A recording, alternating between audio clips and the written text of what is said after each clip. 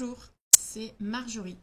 Alors aujourd'hui, je fais cette vidéo pour vous présenter une fleur de bac qui est la fleur White Chestnut. Donc c'est la fleur du marronnier blanc. Elle appartient au groupe 3 des fleurs de bac, groupe des fleurs du manque d'intérêt pour le présent. Donc c'est la fleur du mental.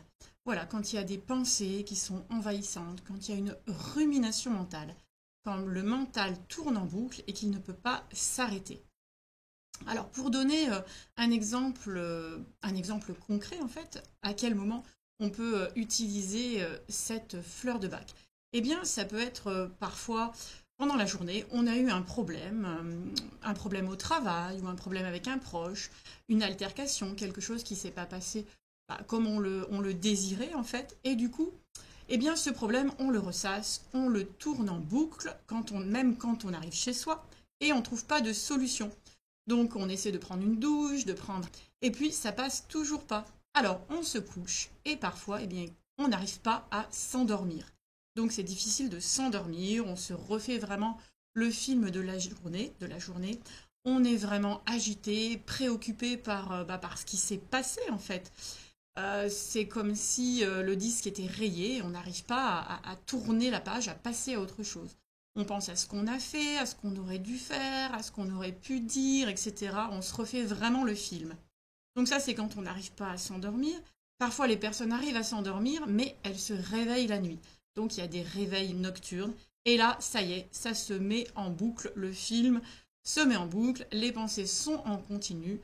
Et c'est impossible de les arrêter. Ça fait un dialogue interne, en fait. On voudrait vraiment sortir de ça, mais c'est vraiment hyper compliqué. Et parfois, le matin, on se réveille et c'est toujours pareil et on n'a toujours pas trouvé de solution. Donc, cette fleur de bac est très utile dans ces cas de figure. Quand on a vraiment un mental qui est en boucle sur une problématique et qu'on se refait vraiment le film. Alors, cette fleur amène vraiment le calme mental.